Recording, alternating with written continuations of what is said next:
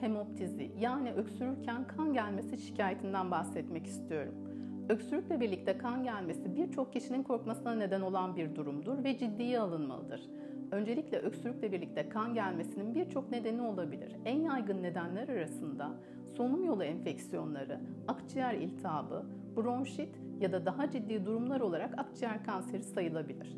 Ayrıca kanama bazen burun kanamasından ya da boğaz yaralarından da kaynaklanabilir.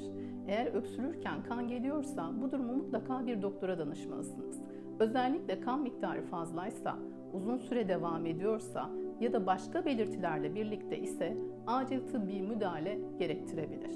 Unutmayın, erken teşhis hayat kurtarır. Sağlıklı günler dilerim.